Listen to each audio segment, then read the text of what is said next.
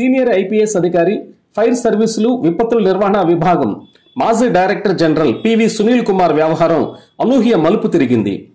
ముఖ్యమంత్రి చంద్రబాబు నాయుడు, ఉప ముఖ్యమంత్రి పవన్ కళ్యాణ్ సారథ్యంలో రాష్ట్రంలో అధికారం ఉన్న తెలుగుదేశం, జనసేన, భారతీయ జనతా పార్టీ సంకీర్ణ కూటమి ప్రభుత్వం ఆయనను సస్పెండ్ చేసింది.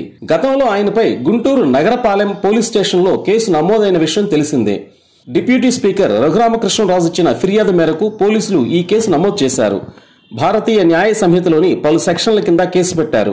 వాటిపై దర్యాప్తు కొనసాగుతుంది. కూటమి ప్రభుత్వం అధికారంలోకి వచ్చిన తొలి నాళ్లలోనే సునీల్ కుమార్ పై బదిలీ వేటు పడిన విషయం తెలిసిందే. ఆయనకు పోస్టింగ్ లభించలేదు. ప్రస్తుతం ఆయన వెయిటింగ్ లో ఉన్నారు. ఇప్పుడు తాజాగా ఆయనను సస్పెండ్ చేసింది చంద్రబాబు, పవన్ కళ్యాణ్ సర్కార్.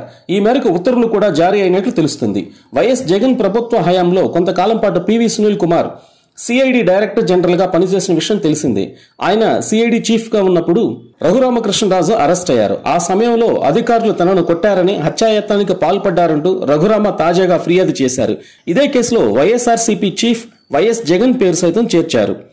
ఇక తనను అక్రమంగా అరెస్టు చేసి వేధించారని, 5 మంది గుర్తు తెలియని వ్యక్తులతో హింసించారంటూ అప్పట్లో రఘురామకృష్ణరాజు ప్రకటించిన విషయం తెలిసిందే.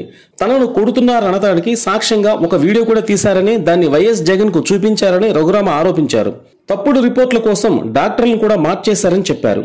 పోలీసులకు రఘురామకృష్ణరాజు ఇచ్చిన ఫిర్యాదులో పొందుపరిచిన అంశాలపై ఇదివరకు పివి సునీల్ కుమార్ స్పందించారు కూడా. ఈ కేసు అప్పట్లో సుప్రీంకోర్టులో 3 సంవత్సరాల పాటు నడిచినట్లు గుర్తు చేశారు.